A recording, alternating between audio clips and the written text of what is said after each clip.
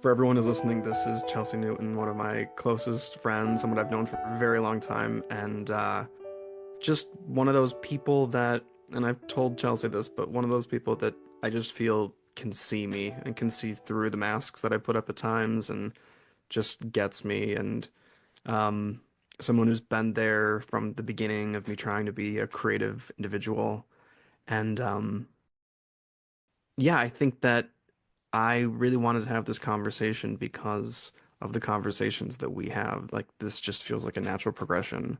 And I grow so much every time that we get to talk. And so, I mean, thank you for being here.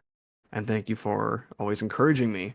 I was just sharing some good news with Chelsea, which I'm not going to reveal in public yet, but it's just so nice being able to share. And I think of the moments throughout my career when I've shared things that I'm working on or whatever with a lot of people, and a lot of people will be like, "That's awesome, great," and then we move on to the next thing. And you'll always allow me to sit with that and discuss it and share how I feel about it. Um, so, you know, I think it just makes perfect sense to have you here. So, how you doing? How's Seattle? I'm good. No, I'm excited to be doing this too. And like, I think in a lot of ways, you're very much that friend for me too. Like, we have been friends for how long now? Like 14 I was years. thinking it's like 14, yeah. That's bananas. Because we were Like, 18. I think I just turned 18. yeah. And we met, I think we have different memories of how we met. I think like the one of like the earliest memories that sticks out to me when you and I first became friends was when we met outside of what was our hall called? Geez, Wow. I know. Fennell. I was like That was funnel. freshman year at Oswego, yeah. Funnel. It was outside of Fennell Hall at like 2:30 in the morning during a fire drill. Oh And you came yeah. up to me and you were like, "Hey, Chelsea, how's it going?" I was like, "Who You're is that? like, Like, what? where is that voice coming What's from?" going on? Because I was like asleep. Um, 2:30 a.m. I was just like getting going, right? oh my gosh, yeah, that's like your hour. I was definitely working on a script or something. Yeah. And I was probably like drunk and had just eaten like I three remember slices you were in a of pizza and fallen blanket and you were asleep. like, hello. I was like, I was stop. I was not pleased to be outside.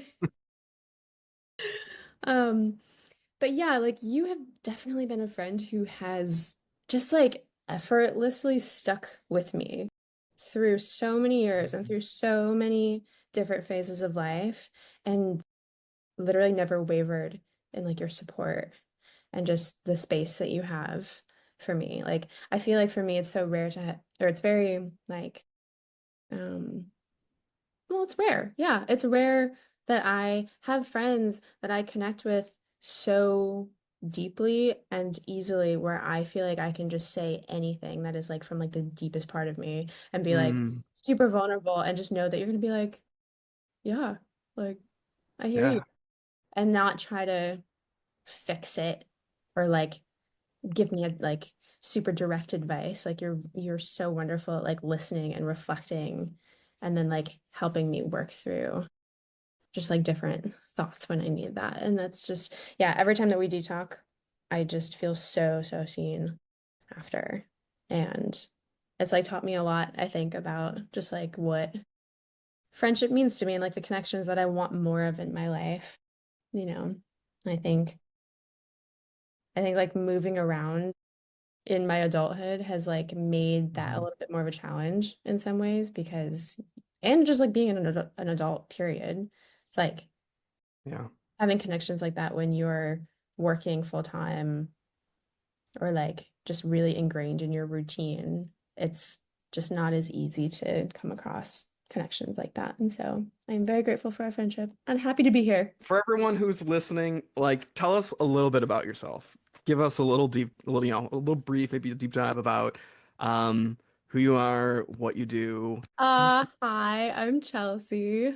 I met Jordan in film school at Oswego. I went to Oswego for a year or so before I transferred to SUNY Fredonia and also continued through the documentary filmmaking program there. Um, And yeah, I grew up in Rochester and went to Fredonia, studied film, and When I got out of school, I went and worked as a PA for the local PBS company in Rochester, WXXI. So from there, I did everything from painting the floor, literally painted the floor and like washed the windows to like cam mopping and editing and like working on like a lot of really like awesome productions. And so that was kind of like my entry into the film world professionally. And I grew up in a very rural area. I grew up in like cow country, Dairyville. We had a local corn festival every single year, and I grew up with like three cornfields behind my house. And I grew up like going out in the woods and playing. Like my brother and I would literally go outside and like play in the sandbox or like stack wood for fun or build like a fairy tree fort in like our apple trees in the backyard. We didn't grow up playing video games at all. I'm like not very well versed in pop culture to this day. Like there's a lot of just things that a lot of people know about pop culture that I do not because I was always outside. I think that a lot of my experiences as a kid playing in the woods and like going to my family property and just like running around kind of influenced what inspired me as I got older. And when I was 14, I think I was 14, I came to Seattle for the first time with my grandma. My grandma brought me here to visit a family friend. Her name was Carol, and she's this very like kind of like woo-woo, like fairy, like just like kind of witchy woman. She's incredible. She's like a woman that I like will forever admire and look up to so much.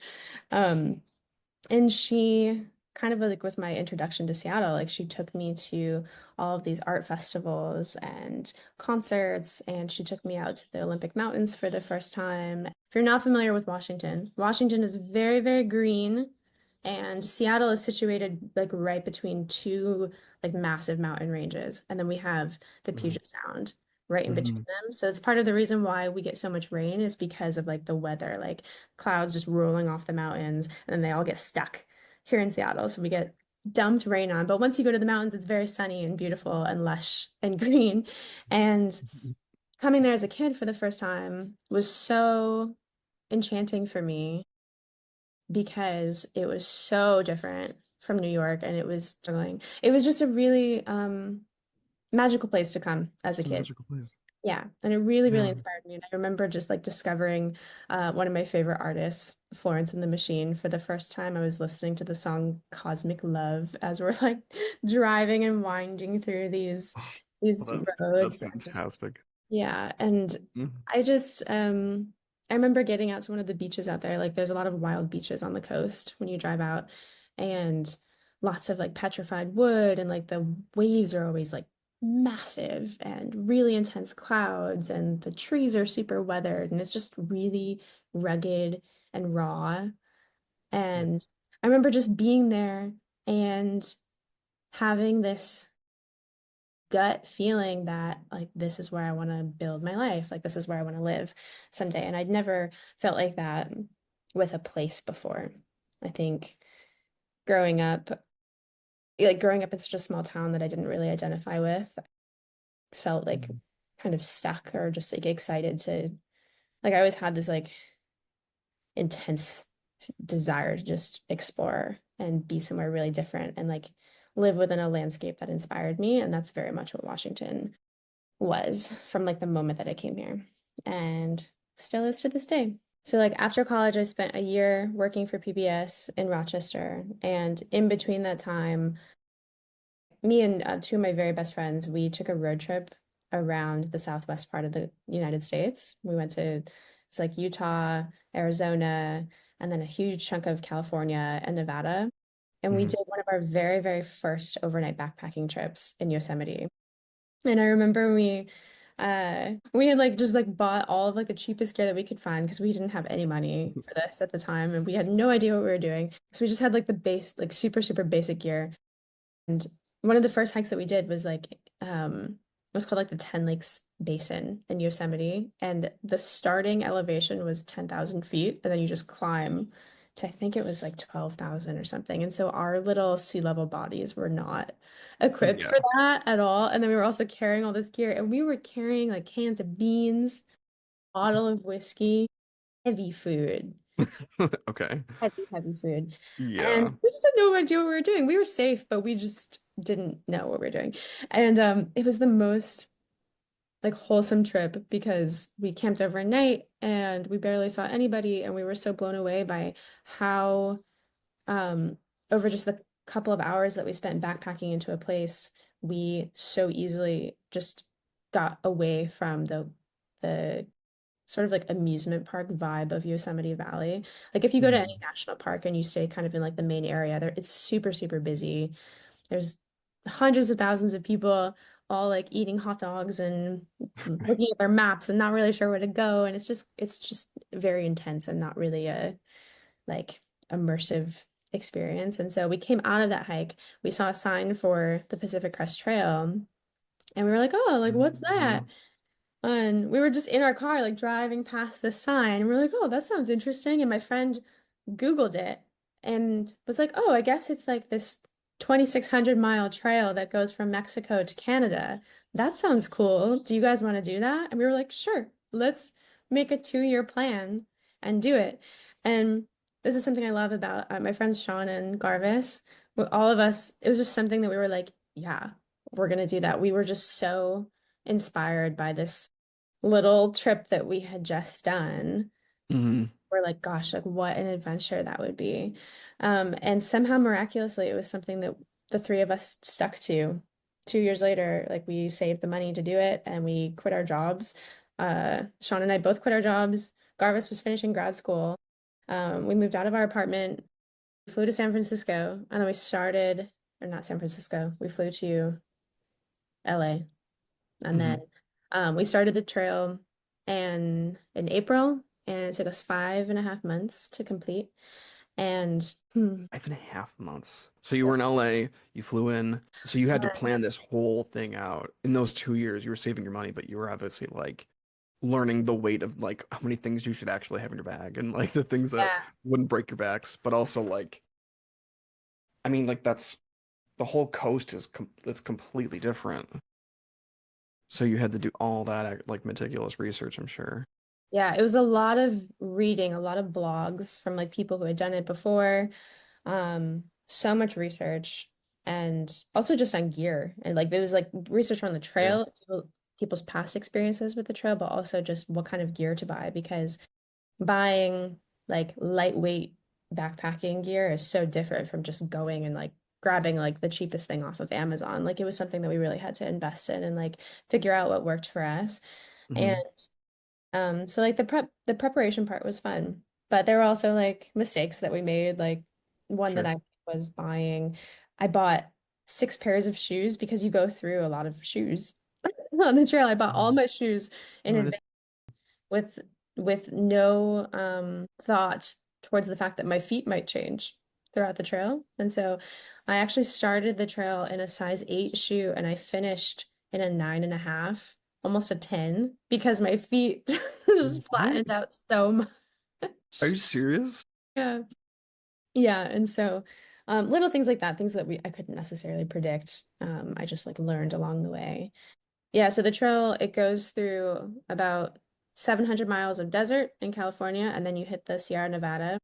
And so a lot of that is a lot of snow and river crossings. So the contrast of going from the desert to the Sierra was really fascinating and scary because it was a really high snow year for us when we went. And so there's a lot of river crossings that didn't feel necessarily safe for us because the snow was melting, which made like the water so much like faster and heavier and more Yeah.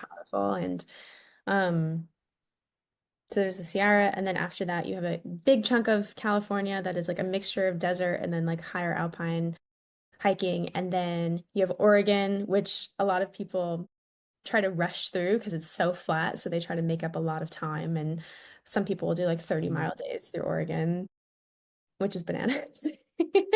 Yeah. 30-mile Um, days. yeah. And then coming into Washington was really neat for us because it felt like I already had this idea in my head that I wanted to live there someday, and so there was something about Hmm. like crossing the border into Washington that felt a lot like kind of coming home in a way because I knew that that was in the future for me, but not exactly when I was going to be there. And um, Washington ended up being one of the hardest sections far and away because it's so up and so down and so up and so down. Mm. There would be days where we would hike like 5,000 feet of gain and then immediately just crash downhill and then have to climb again and then crash downhill. And at that point, like my body was just so tired from hiking Hmm. so much. And, uh, yeah, Washington definitely kicked my ass. So once I moved here, I was like, we're gonna work on this relationship with the landscape a little bit. All of that to say, my relationship with film and like the way that I found REI was Mm. certainly because of the PCT. I remember like the day that I hit the border in Canada, it was a lot of like really mixed emotions. Like 5.5 months had gone by, and this like you dream about this moment the Hmm. entire time, really. Like, Sure, yeah. yeah, so much of that journey was like being present and just focusing on one day at a time and breaking it down into like little micro goals and trying not to get overwhelmed by the big picture of like, I have like 1,500 more miles to go because there's no way that like mentally you can Right. stay sound in that. That was like the thing that helped me the most was breaking things up into micro goals, being like, okay, this week the goal is like to hike like 20 to 25 miles a day for Hmm. 5 days and breaking it up into like one day here, one day, focus on this. Don't think about the bigger Yeah. picture. But in the back of your head, you're thinking about this moment the whole time, like, oh man, what's it going to be like when I reach the border if I do? Because you don't know what's going to happen. So when we did eventually reach it, I just remember feeling such like an equal amount of accomplishment and joy, but also this like searing loneliness of like, my gosh, like what do I want in my life? Like what exactly do I want next? How do I go back Interesting. to like society in a lot of ways? Like I've just done this thing that nobody else that I'm going home to has done, and I have to like integrate back into like a life that I know I don't want to go back to because I knew I didn't want to go back to New York. I also Hmm. was like out of money. Like I'd spent all my money on Right. doing this trail and I just remember I didn't feel panicked, but I just felt like really lonely in it, oddly. Well, so You know, here's a question. Like, is it my whole thought for this thing is it's such a big adventure. What were you looking for something in this journey? Were you looking not just for a change of scenery, but were you looking to get to know a part of yourself? Or did you need to see something in like in the physicality of this? And then my second question is when you reach that moment of crossing over the border, is it like I mean, because I felt the feeling of chasing a goal for a very long time, and you arrive at the goal, and you don't quite know, like you're saying, like where to go or what to do next. What are your thoughts on that, on those? looking back on it, and I didn't know this at the time, I was 24. So I don't think 24-year-old Chelsea was like, I'm gonna go find a version of myself or get to know myself more deeply. Honestly, 24-year-old Chelsea really wanted to go on an adventure and and was really inspired by like the fact that my friends wanted to do it with me. I was so excited about doing something Mm, big like that with them. yeah, that's Also cool. was so inspired by the West Coast in general and Hmm. wanted I've always loved the idea of simplifying my life as much as humanly possible. And that's like one of my favorite things about backpacking is like carrying everything that I need with me and being like, what's the word? Just like radically self-efficient and everything, like only like relying on myself or just like the things that I have with me. And just the intimacy with nature that sort of opens up. I think Hmm. that's what I wanted. I didn't think of it That's cool. so much on like a a spiritual level or like a way of connecting more with myself. But looking back on it, like absolutely, I would not be the person that I am at all if I hadn't had that experience.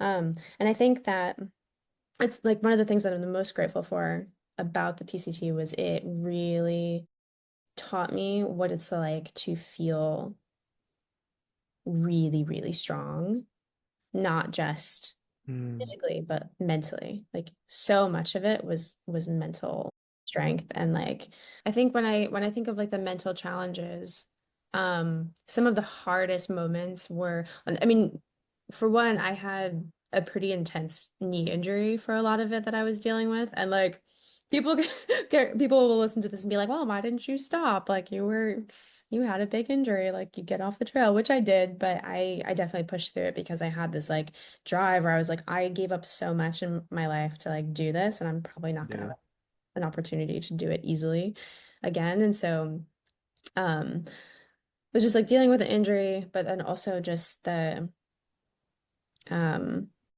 how do I put words to this? I think the elements get really tough after a while. Like when you Mm, um wake up every day and are like, okay, like I have to hike X amount of miles by this time, or else I run out of food or I miss this like mail drop or something.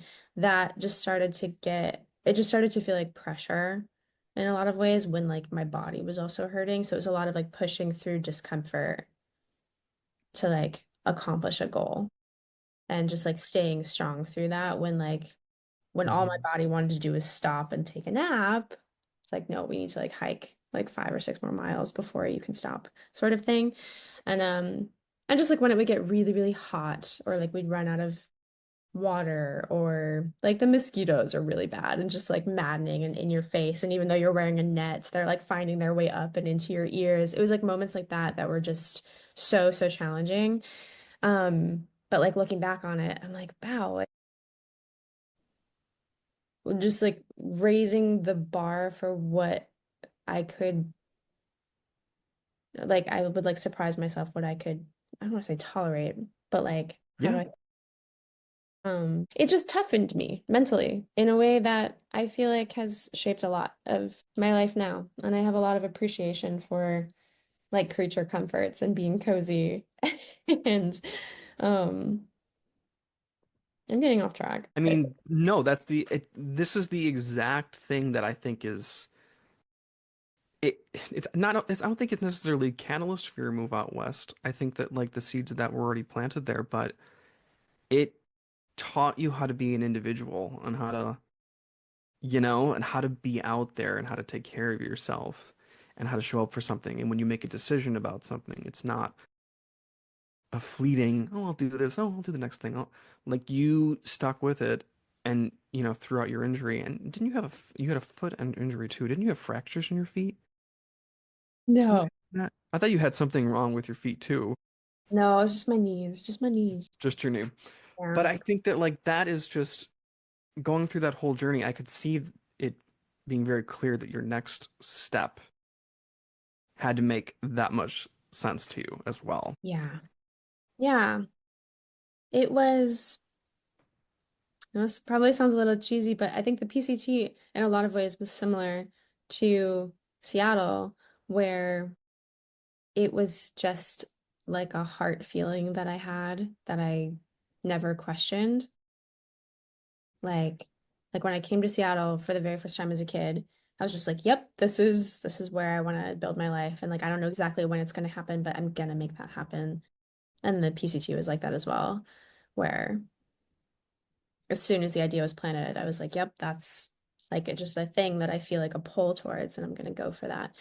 And Hmm. um, so yeah, I think like coming back to finishing the trail and having those two drastically different emotions existing simultaneously was such an interesting place to be because Yeah. I went home and I just like did not know what to do with myself. I was like, all right, I gotta like find my way back to my career. That was like number one.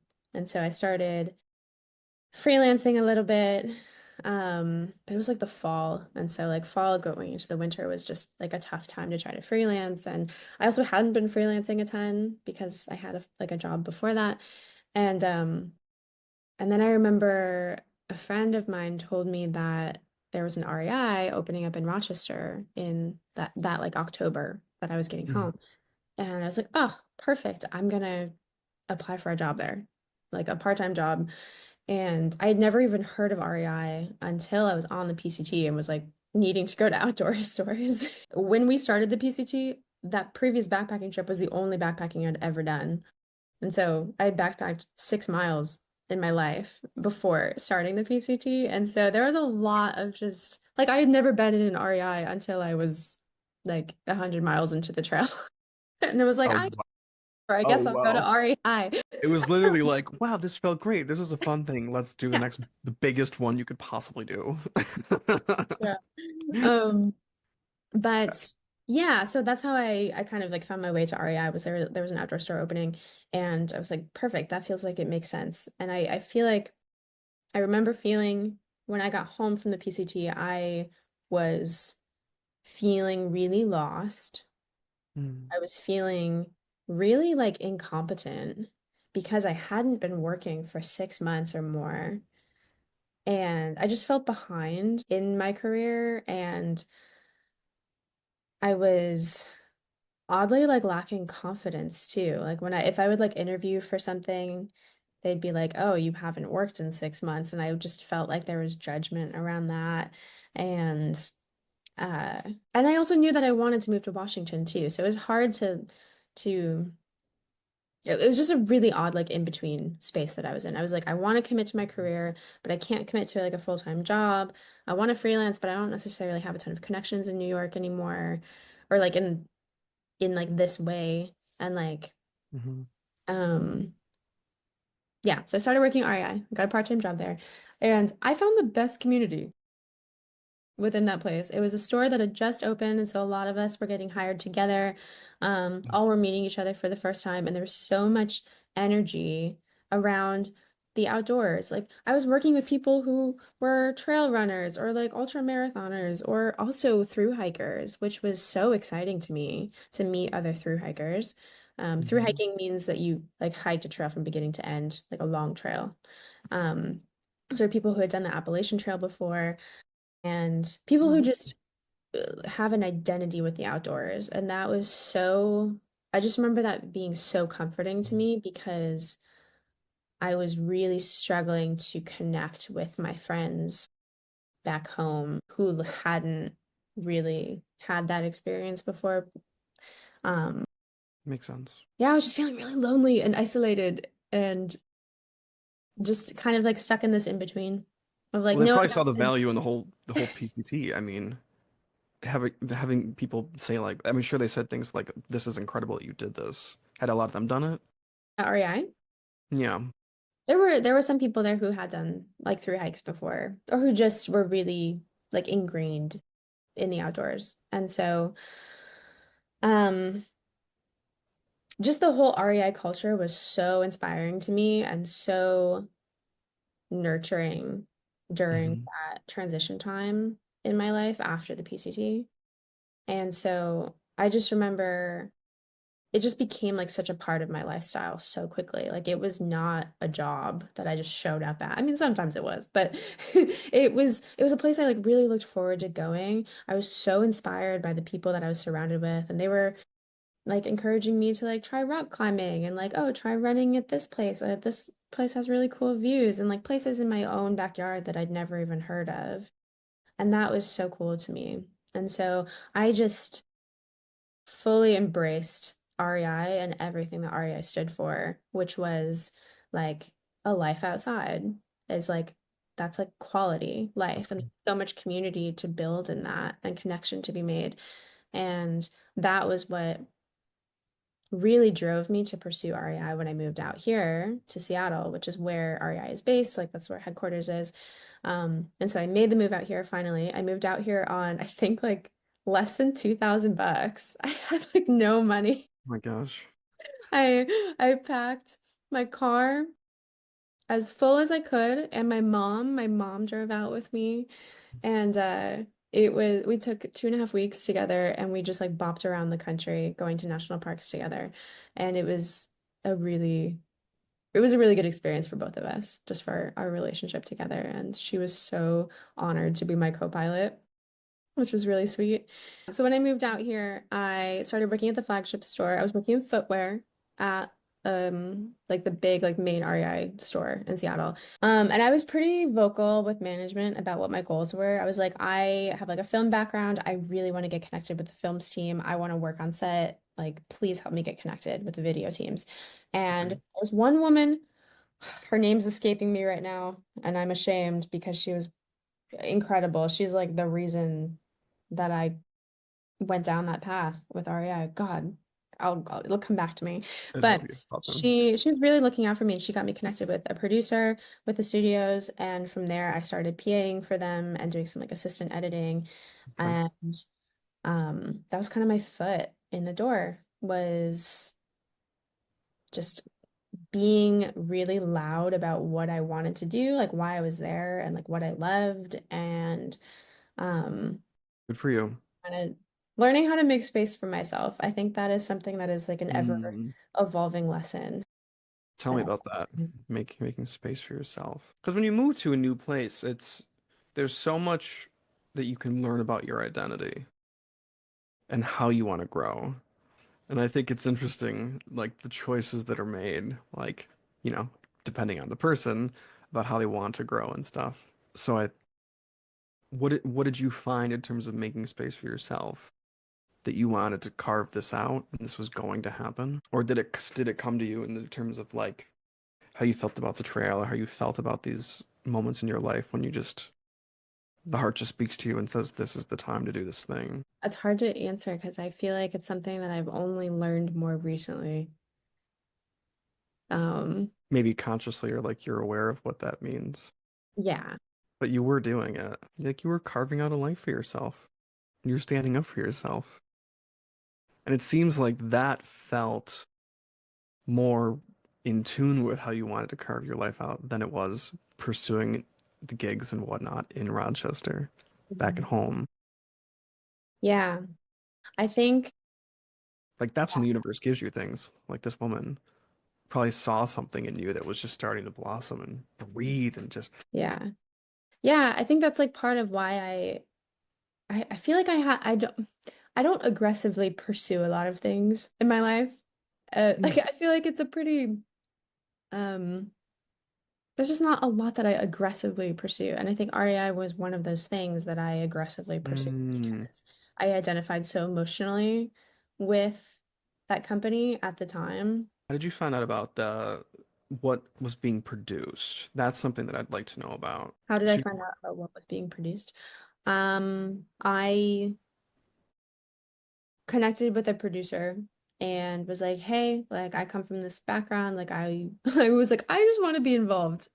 At the time, I was like, "Whatever you need, you just tell me." And so that's when they brought me to assist on got you. some of the different productions that they had. So one of them, it was this channel called Expert Advice that REI hosted for many, Hmm. many years. And so it was very Expert. SEO driven. So like if Mm. well, like how to Very set blog like. intent. Hmm? Right. Yeah. No, like very blog like, very Yeah. trendy, very yeah. Yeah, I was like, how Make to the set up a website backpacking perform. tent, how to shop for climbing shoes, how to um like differences between tiers of cooking stoves or um things like that. Just like education based video Right. content that was easily searchable. Weaving And the products, that kind of yeah, stuff. yeah, Yeah. and like teaching you how to use things. And so I was assisting on a lot of those shoots. So I was setting up gear, but then I was also prepping like sleeping bags and Oh, really? like fluffing things and Yes, it looks good. blowing up blowing up sleeping pads, which was my least favorite thing to do. Um, but the thing that I loved about it was just the people that I was working with. I was surrounded by people who were really inspired about what they were working Mhm. on. And a lot of it was just like they just loved to be outside. So they loved creating outdoor content and they loved like the activities that we were talking about. And all of them in a lot of ways were like people that were people that I like looked up to, not just professionally, but actively as well. What I'm trying to say is I was surrounded by people who were so different than people that I was exposed to in my hometown and helped me shape my idea around what I want my life to look like when I am like years down the road. When Um, I was reflecting on what we were going to talk about today, and I was thinking about like what's that like one big thing that like or maybe not one big thing, but it's like something that's very Chelsea, and that is your interest and like heartfelt connection to community. Like you want that. That's always been a thing, and I've learned a lot from that that even if you're anxious or you're shy or whatever it is, like you will put yourself out there time and time again and meet people and listen to those people, like for who they actually are and what they're actually trying to say and do. And I've seen that over the years that you do put yourself out there. And it's interesting because it's like no matter where you are, there's always a crowd of people around. Like it doesn't matter what it is, and that's something I think I've kind of struggled with, and like I can find it in work environments sometimes, but you've always been able to have people around, and I guess just the way you're telling this of like that it was the community of REI and it was the community of the friends or the PCT and it was the community of people, which I think speaks to, your Aurora energy, your heart energy, like whatever you want to call it. Like you listen to that, and that's cool because it's inspiring seeing, like you're saying, like people who are like just doing something that you haven't done and there's a whole bunch of them. It's like what? Like you can live this way, you can live differently. I it's mean, such that's how I a feel. it's such a mind-blowing thing when you're young too, and you haven't been exposed to people who are different than you.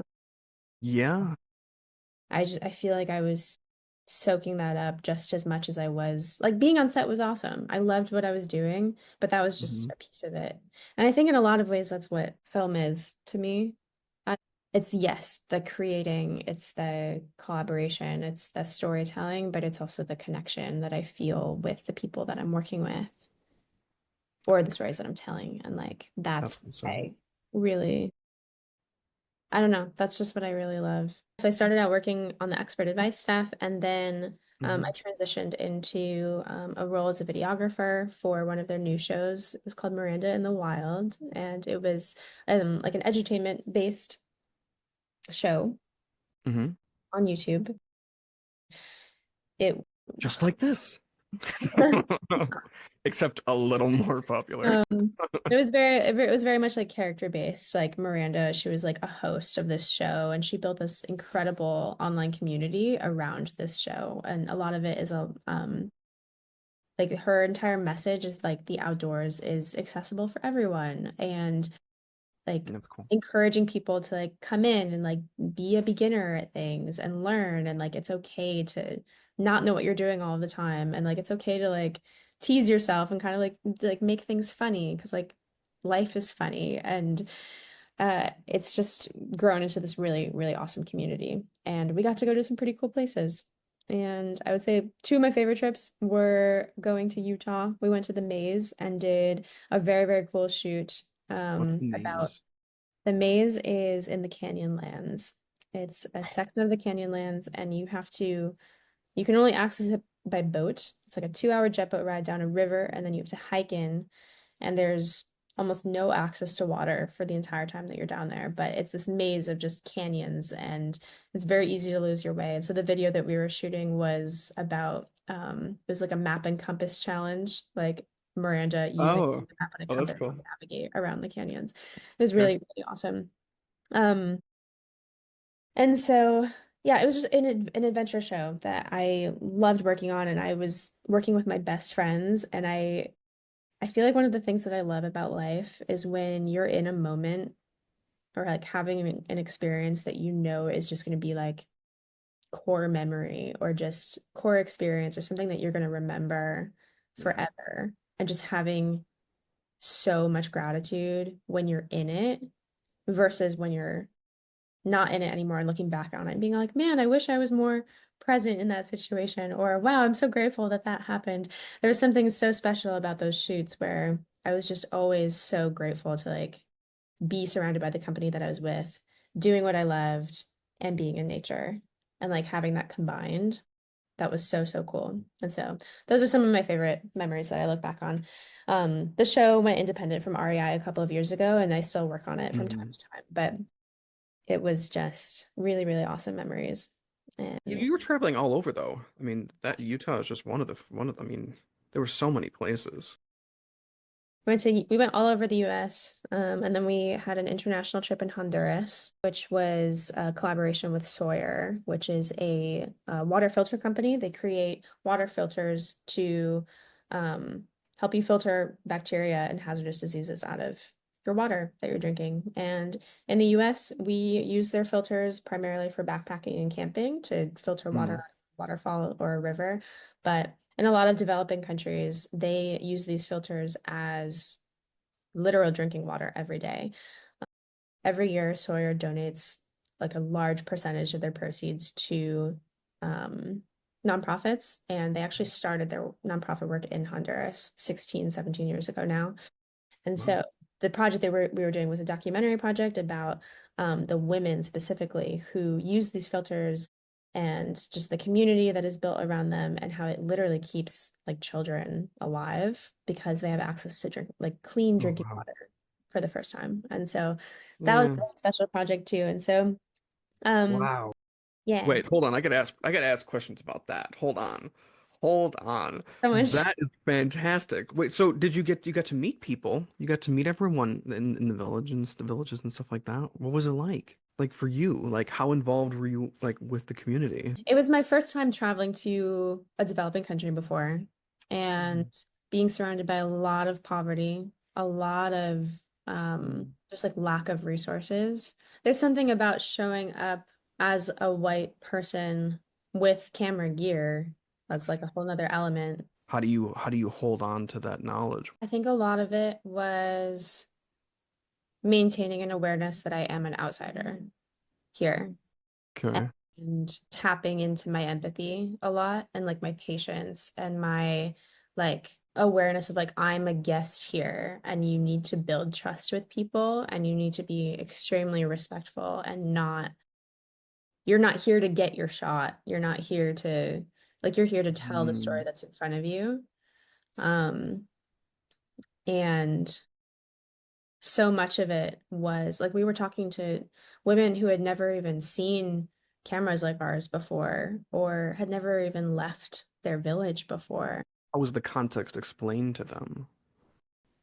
Was it explained in a healthy way? Yeah, I mean the premise of the documentary that we were doing was showcasing Sawyer's work and like the work that they are doing with the money that they make and how like reliable this product is and that it's not only serving people in the outdoor community, but it's actually saving lives in other parts of the world. It was a story around that. Yeah. Um, and so we were going to different homes and interviewing families, primarily women, who had been gifted these filters and were using them to filter water for their families. One family, there's one woman who stands out to me so much. She went through this process to get one of these filters, and Mhm. she ended up starting a tortilla business because she had access to clean water. She was able to make these tortillas and sell them to people in her community, and she's known as like the best tortilla maker in like the many, many miles. And so she was able to start this business and she was successful with it because of this water filter that she was given. And then she was able to send I think it was two of her daughters to college who were like studying biochemistry and Oh getting, wow. and they were able to also put in like a cement floor in their home instead of having a dirt floor and just like Wow. rapidly accelerating their quality of life and like future generations of their family because of this tiny little filter that we pay $30 for in a store. Um, it was really eye-opening to be there and to work on that. And I'm so grateful that, the families that we were able to talk to were willing to let us come in because I mean, I think that's something that's not talked about enough is how jarring it is to have a camera around. a lot of the time. Like cameras are weird and they're like another person. They're like a stranger in a lot of ways. And there's so much responsibility that we It's have true. as filmmakers, photographers, anyone who is telling a story to recognize the importance of empathizing with people and getting on their level and making them feel safe and building that trust with them. Because I've seen so many times, especially in like the corporate world, where people are so like honed in on like they're so honed in on doing project after project after project and like turning it around really quickly that they lose their empathy in the people that they're interviewing or the people they're working with. And I'm an editor now in my current role, and I get footage sometimes where it's just so clear that this person is being asked to talk about a really hard thing and they're clearly Mhm. really uncomfortable. And just the way that they're being spoken to or the way that like people are carrying themselves and like body language, it's just not aligned. And I think that that is something that I was able to kind of tap into on that Honduras trip big time Mhm. was my just I have like an innate like desire to make people feel comfortable, like just in general. Um, and I think that that was something that I learned more about on the Honduras trip was just working with so many women who came from drastically different backgrounds than I did, that I knew I didn't understand, and like acknowledging that I don't understand it, but like being really curious, and, like leading with curiosity and like warmth and like yeah, I'm rambling. Love it. One of the reasons why I like calling you and talking to you about like what I'm trying to do, what I'm trying to get through is that, and I think you need these friendships in your life that allow you to have someone who has known your journey and has seen you struggle and grow and put yourself out there and have your triumphs and seen you just like living, your best life when things are great and authentically, having a tough time and being able to talk about it. And I think it's just telling that I've done a lot of cool things, had some wonderful experiences, I've had some hardship, I've had it all, but I'm still learning about my self-worth. I'm still learning about my growth. I'm still trying to articulate what confidence means to me, not just in terms of like my career and things I want to do, but like in my day-to-day life. So I wonder if you relate to that in some ways, and if these are lessons that you've had to learn and relearn and relearn. What do you think? Yeah, that resonates a lot.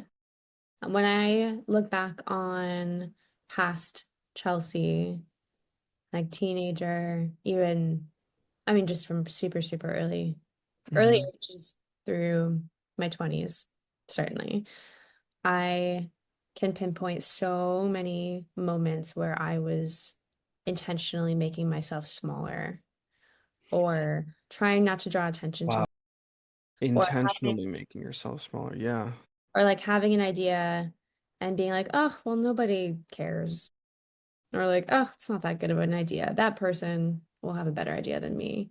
And I think I I know where that comes from. It comes from like my past and also being like a woman in like a male-dominated industry, right? Like I have had Hmm. to like be a lot louder than my male Yeah. peers to not be spoken over and not be interrupted or to like really make sure that I have a voice in ideas or plans or meetings or um, having to repeat things multiple times that my coworker only has to say once that everyone says like, "Oh, hey man, great idea," and like having to like over explain myself when I have an idea or an opinion on something. It's something that I have definitely learned in the last like couple of years, like more recently, that Hmm. I am like worthy of taking up that kind of space. I'm worthy of taking up space at a table, having a voice, taking up time in a meeting. And I also have like coming back to the whole like offering of knowledge. Like I have so much experience and I think I've spent a lot of time sort of downplaying that. Um, Why do you think we do that? Because I do that as well. Is it being like we don't identify as that version of ourselves that did those things, or we don't feel like the people in front of us care, or we didn't care and we're in a different place now? What do you think it is? So hard to answer. I think it's all of those Right. things. I know for me, the biggest thing that I used to struggle with that I still have moments where I do now, but they're far less frequent. And I always catch myself. I'm like, hey, like that's old, old thinking. That is like a Well, story that's that you're good. telling yourself. But I do have these like moments where, or often where I'm like, what's the point of saying that? Like nobody cares. Just, Yeah. um, And that's like when you should. Well, I shouldn't say should. That's not a pose. word I like using, but like, Um, yeah, I think that that is like a thing that I've struggled with that I still do, but I've learned to push back on that part of myself when I feel myself saying what you have to say doesn't matter, or you're inconveniencing so and so, or you're taking up too mm, much time, being a burden. or you're being a burden, or you're being rude. I mean, that's a big one, is being more assertive, Mm-hmm. especially in my work. Like being more assertive and having more confidence and saying, that's not doable right now, or I need these things in order to do this, or I don't feel like that aligns with what works for me right now. Like things like, and just like learning to say no in general. Yeah. Speaking up and like standing up for myself in all facets, I guess, is it's been a big unlearning of trying to make myself really small and just kind of like going with things that don't make me feel good. I'm like, life is too short to uh go with things that don't make us feel good to please other people. I think I spent a lot of time people pleasing, and that's like yeah, to put it in a nutshell, something I've learned is Mm-hmm. how important it is to have your own agency in things and like Bingo. embrace your own autonomy and self-worth is like such a huge thing. And you don't once you see it, you can't unsee it. Even though it's like like Yeah. everyday conversation that I have with myself, I feel that I am able to like pause when I feel myself like having moments of unworthiness or feeling like nobody wants to hear or care what I'm saying. I'm like, no, like it does matter. Um, It does matter. And it matters that you and your spirit and your nervous system and everything gets to experience you saying it. Like I can see that in myself of like if I don't over explain something or I say no or I say like that there's like a limitation in what my output can be, something like that. I think in the past it would be I would view it as like I'm weak, I'm stupid, I don't know enough, I'm not strong enough. But I feel like now, I guess just through repetition, I'm in a place of even if I might, the echoes of that might still be there. Like I can logically see that, like, no, like these things can't be achieved, or this has to be said in this way, or whatever. Um, but it's always feels like it's like the moment after a decision like that is made to be like to get quiet and be like, this was good, like good job. Like it felt, but that's okay because that's growth. yeah, that's what I was just gonna say. Like that is growth, right? Yeah. Like being able to recognize something in a moment, or what's that saying? Like your first reaction to something is what you were taught, your second reaction is what you learned. I'm not exactly Yeah. sure what the wording is, but um I That's feel interesting because I feel like okay, like just to self-reference, but I feel like my first reaction to a lot of things is to withdraw. It's to clench up and to hold back and defend and preserve. And I feel like if I work with it for a little bit, I can relax and I can welcome and I can accept and I can share authentically. Hmm. What's Yeah, your first reaction to things normally? I think I mean I have similar moments like that where my first reaction is to get smaller and like Hmm. withdraw. And I mean, when it comes to being vulnerable, I mean, even in this podcast, Jordan, there's a Hmm. reason why it took us a year to do this Hmm. because I was like, ah, nobody Took me cares. about 5 years to get started, so But seriously, no, this but podcast it is a did. perfect example of that. I'm like, ah, nobody cares. I'm like, what do I have to say that's like interesting? Or, Oh my gosh, you're one of the most uh, interesting people I know. thanks, buddy. Maybe I don't know many But people. truly, truly though, this is a perfect example of that. And feeling, yeah, just that like feeling that I just don't, no one cares. And that I don't, I'm like, other people have better, like more interesting things to say than me. I definitely didn't make that realization until just now, There where I you was like, I don't know. Yeah, I definitely was just I think for a long time I was like, oh, I'm just shy. Like that's all this is. And then yeah, this conversation is making me realize no, there was a part of me that was like, there's nothing worth talking about from me or like I don't know. And it all is linked back to self-worth. But you know this, I'm working on that. We all are. But Well, so I mean, how would you tell me in my daily life, what are some things you could say for me to like see my own self-worth? Like what are things that have worked for you outside of the creative sphere? Like, and I'm saying asking this because I'm looking at this amazing environment that you have, apartment. Like, you know what I mean? Like you have the plants and you have the books and you have like you've crafted a life for yourself here. And there's a lot of like you and because I can see just in the way that you've dressed, like I can see the echoes of that, you know, all throughout your plays. That is an example of self-worth. You know what I mean? You know how long it no, took me to buy this couch? I didn't have a couch for about 5 months because I was like, oh, what if it's the wrong couch? Or what if I don't Jordan, have this? What if I? And then I was Jordan. like, dude, what couch do you want? Dude, I didn't have a couch for the first 3 or 4 months that I lived in this apartment. I had a mattress on the floor Are we the as a same couch. person? I had an air mattress for a couple of Like, months. are you saying it was linked to my self-worth? I think I was just depressed. But maybe it was self-worth. I think in some ways, Well, I think that's it, right? So the self-worth and depression, like once if that's not being fed, how can you be yourself? And if you're not being yourself, you're probably gonna get depressed. yeah, fuck, dude. If you're not going to be Just yourself, really. wait, what did you say? If you're not going to be yourself, how do you not get depressed? Is that what you said? Yeah, because when you are yourself, that magic, that aurora, that light is just flowing through you and you just are genuine. But if there's conditioning or there are things that are happening environmentally that aren't allowing you to express yourself, filling up a room, for example, of course you're going to be depressed.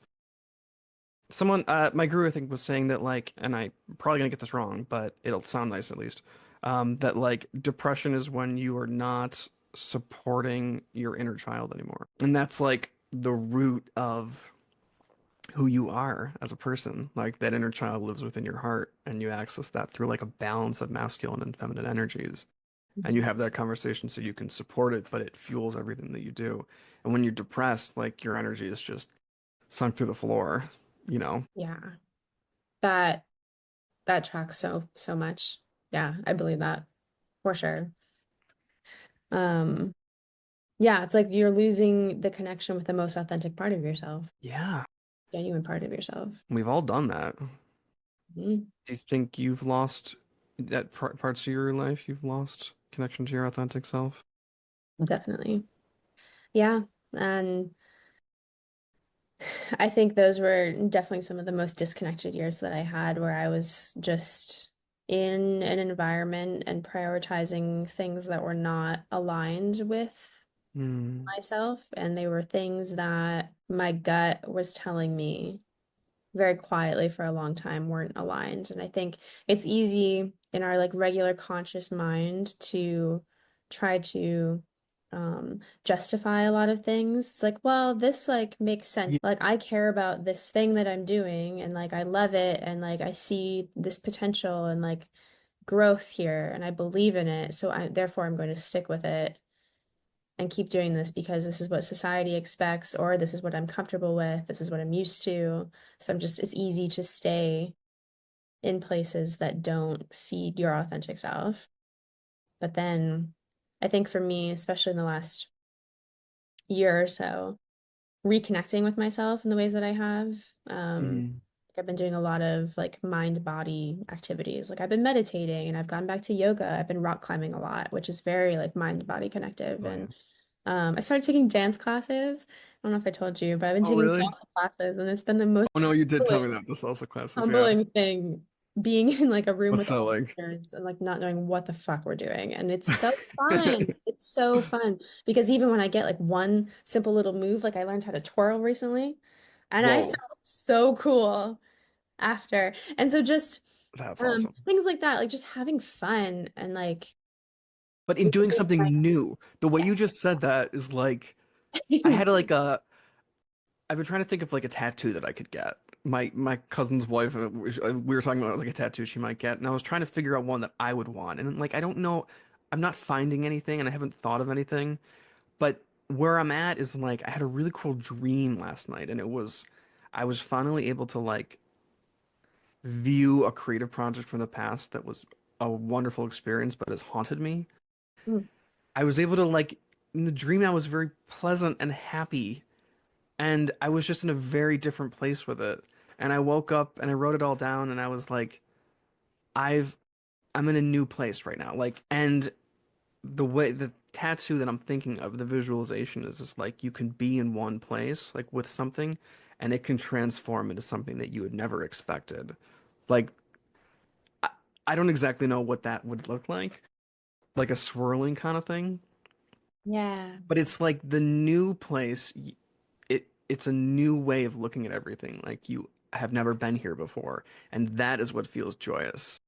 Not the holding on or the trying to continue and stretch something out. It's the letting go and letting that transformation just take wing.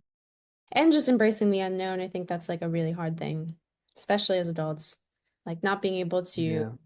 um anticipate what something is going to look like or what it's going to feel like is very scary.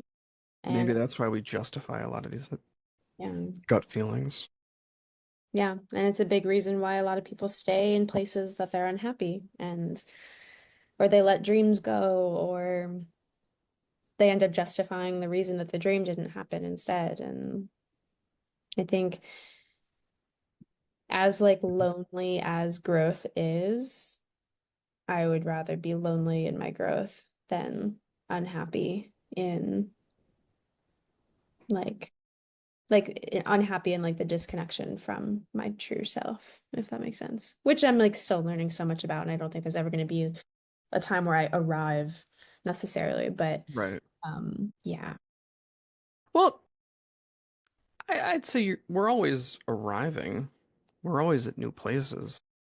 I don't That's know if such a Jordan there's thing a to say. I finish love that. line. We are like we are Like at a always place. arrive. We are. We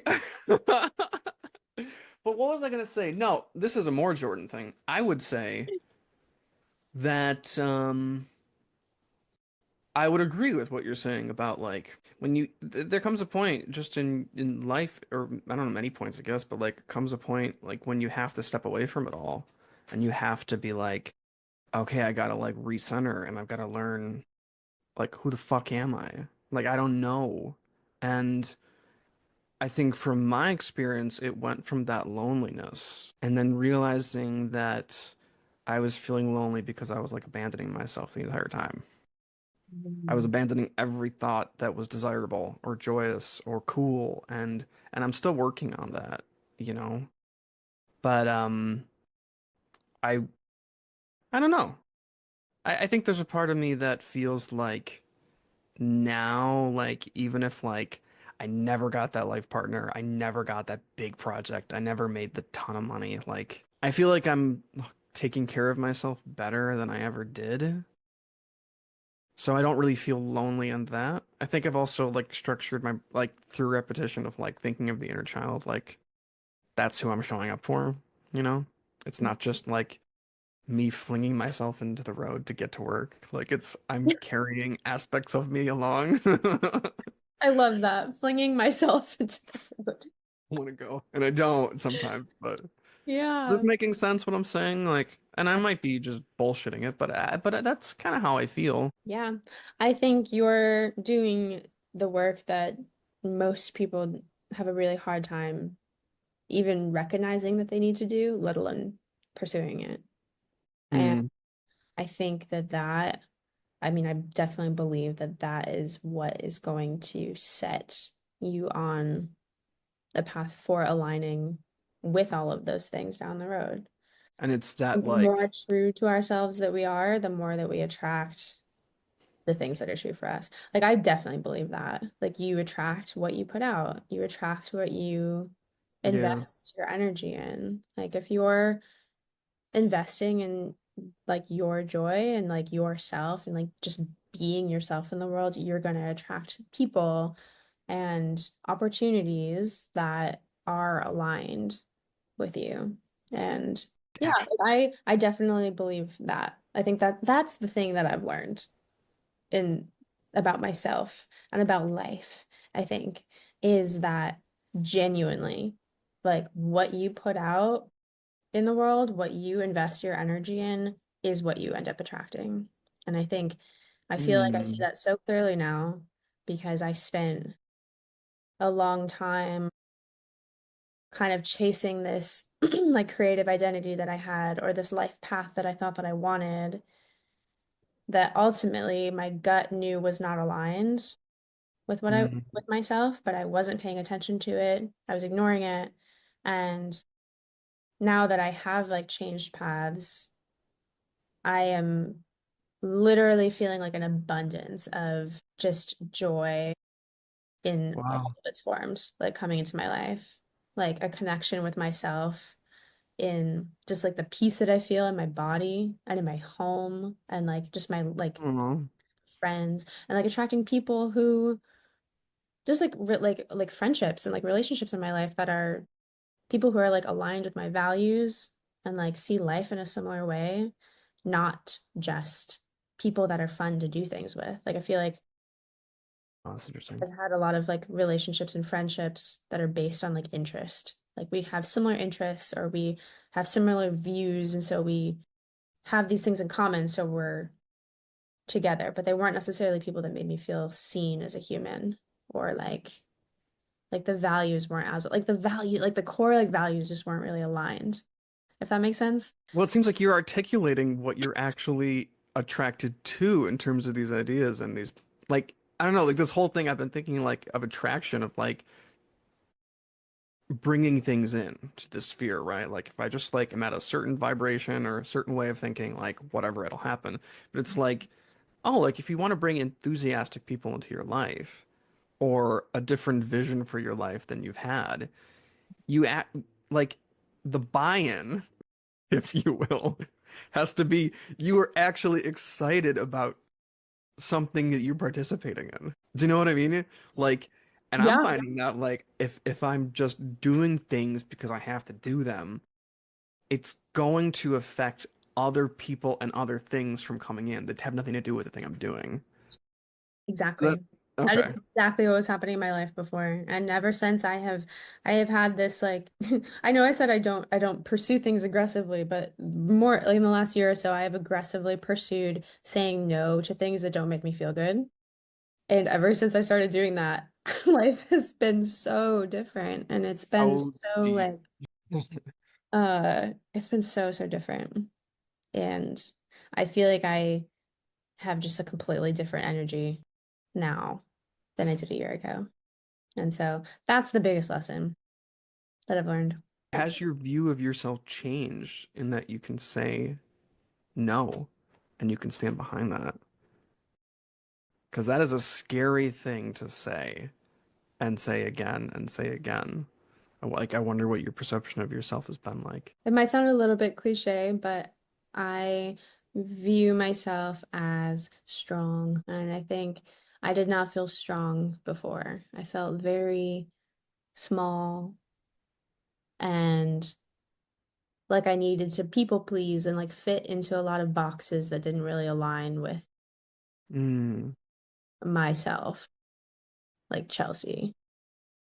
And I was really worried about keeping people happy and like just basically taking care of everyone else and like Sure. having that similar mindset of like, oh, like no one cares what I have to say, and therefore I like don't care what I have to say either. And so it's easy for me to just be like, Chelsea's feelings go over here. We're gonna center everyone else.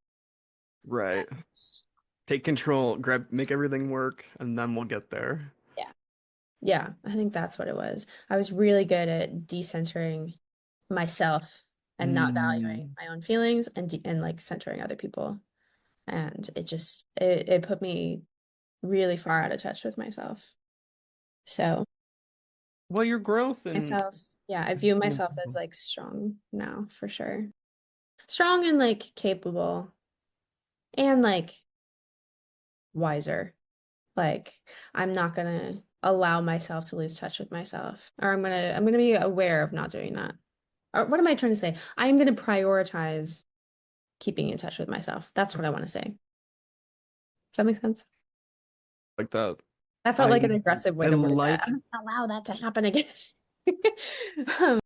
I like words, but I like prioritizing because it means that like you don't have to give up on other things that might be focuses in different parts of your life, but in this season, this is the thing you're working on. And I think that's when I learned that a couple years ago, that was a helpful tool. Like I don't have to give up on all of my dreams if I prioritize one of them right now. Or I don't have to say goodbye to a lot of people or things if I'm prioritizing me. Mhm. It just means like the energy has to be here now. Wait, what was the word you said? Capable. I don't use that word in my day to day, and I should. I shouldn't use the word should, but I would benefit from using capable, right? Yeah. Instead of like, I hope I can like get through this, or I can manifest this, or I like hope it'll, yeah, I hope it'll just happen, or I hope it'll work out, or oh, I've done enough work, like I can make it happen. It's like, no, like you're very capable of achieving this thing, and that might be a big work project, but it also might just be, you're capable of saying three things that you're grateful for before you go to bed. Mhm. Yeah, That's it something doesn't have to that's something be. I've been working on. Yeah, I love that. It's like it doesn't have to be a big, groundbreaking thing that you're telling yourself that you're capable of all the time. It can just be small, like daily Yeah. little affirmations, you know? Like affirmations, I feel help me a lot. Oh my gosh. Oh my gosh. Yeah. And like Yeah. visually, like writing them down and seeing them is a big one for me. I attract abundance effortlessly into my life. I would say that I was in the last episode I was saying that like I would drive to like it's probably a year that I would drive to work like do this. I attract abundance effortlessly into my life. I attract- I don't want to attract abundance. I don't want any of this. I love that. I don't want to attract abundance all the time. But now it's like, oh, there's some limiting beliefs here about what abundance means. If I look at abundance as things are going to come your way, energy is going to come your way, you're going to have to navigate it and push it away, and you might not be able to. So then you'll get overwhelmed. Well, okay, I'm not going to attract any abundance then. We'll just deal with what I have right now. And it's like, I'm starving. But you're right. But like saying them over and over again, having one that speaks to you, it does change your perception on it, and then you can integrate it. Builds the brain pathway. It's helped me a lot. Mhm. The whole Uh, like, I can do this mentality. And yeah. that's something that also has been, I mean, it's come together from my time outside in the last couple of years and being in a lot of, I've been spending some more time just in affinity spaces in general, where people are learning to do hard things that are scary. Like rock climbing is one of them. I was on like a women's rock climbing retreat about a year ago, Hmm. and rock climbing's super scary, right? Like there's a lot that can go wrong. Like safety is super Yeah. high priority. There's a lot of trust that you have to place in the people that you're with to keep you safe. It's a really vulnerable sport. And there's something, I'm like newer to outdoor climbing, and so it was kind of a new environment for me. And there was something so like it like something clicked in me when I was with that group Mhm. because I was um surrounded by other women who were freaked out at times and were like talking themselves through hard moments. I remember there Mhm. was this one woman, she was like on the wall next to me, and she like started talking to herself when she got scared. She was like up really high, and she was like trying to make this like kind of tricky move. Oh wow. And she like paused and she closed her eyes and she was like, I can do this. Like, I can do this. And then she like flew up the wall after. Didn't fly, but Wow. like she did it. And it was really like emotional because she was out there for a while and she was really afraid of heights. Like this was a like totally new terrain for her. And ever since I witnessed that, I've kind of adopted that in myself. And a lot of it, I've applied a lot of it to skiing this year Hmm. because Oh yeah, you've been skiing. I got really, really into skiing more, and I was going super consistently and made an effort to get significantly better at it. And I had a lot of moments where I was like, okay, on the edge of our comfort zone, and I've just like I start like talking to myself there, and I speak like out loud, where I'm like, okay, like you got this, like you are in control, you can do this, and Whoa. it sounds cliche, but like I don't know, talking out loud helps me a lot, and I find myself doing that in my day to day too where Kind I'm of like takes, I don't know, like the whole idea of like taking up space, saying something out loud for you to hear. yeah. And That's then pretty it's awesome. and I think the way that that applies to like my creative life as I'm like figuring out, you know, where to direct my creative energy going forward now, like a lot of that is centered in these lessons that I've learned or am still learning around you can do this, you are capable, like you are worthy of being heard, and people do want to listen. Yeah. And yeah. One thing, if I'm remembering it correctly, is that when you were describing going on the PCT, the thing that you saw was that, like, again, paraphrasing poorly, but like that you had this strength and that you could do it. And it was like this period of the season of connecting to yourself in that way and actually really getting to experience it. And I just saw that similarity between like the season you're at right now of learning about yourself and seeing your strength and seeing that you can show up for yourself in these ways. And after the PCT, you did so many like incredibly courageous, big things for yourself and for your career and for your life. So I would, if I were to place a bet, I would say that right around the corner, some really big, interesting things are going to happen because you took that time to see your power. So great work. That's Well, so sweet. That's so sweet. I really appreciate that. I've never, I don't know if I would ever see it that way. So that means a lot to me to hear that from you. we'll have to have you back and you know, when I'm on like the next season of Aurora, we can hear all about like what you've been up to, what you've been learning, and all that sort of stuff. We can, yeah, I mean, there's going to be so much about like, I guess just from our future conversations about like what we're learning and how we're growing and trying to figure this whole thing out. But I'm grateful that we've have our friendship because we've figured a lot of shit out just by talking it out Dude, so much. I'm so grateful for you, dude. so much. Seriously. I don't, you are one of my most unique friends, like far and away. You like in so many aspects, you know, like you're a huge nerd, obviously, but Thanks. Did I just turn a light on? Whoops. no, oh no, in all seriousness, like you are just such a phenomenal like listener, but also you're incredibly Mm, intuitive. You're like one of the most intuitive humans that I know. And you're I can so be. good at like reading between the lines, I feel. I feel Mm. like there are so many times where I say something to you and I feel like I'm just word vomiting, and then you just speak, you like reflect it back to me in poetry. And just I really Which is why I'm appreciate a your podcast host now. yeah, well, and you're also just very like your inflections are really lovely. And I appreciate the way that you see the world and the way that you see me. Thank you for being you, so I could reflect upon it. And I'm so excited to see where you go too. Like you're approaching some really big life changes as well, and like new opportunities and like all of the work that you've been doing on your own personal growth is like all of that is truly aligning you with your like true purpose and your path and what is going to bring you the most joy. So Yeah. I admire you always. Well, thanks for saying that. Of course. This has been very nourishing for me. I've enjoyed it. Thank you for Good. having me. Nourishing for me as well. We'll talk soon.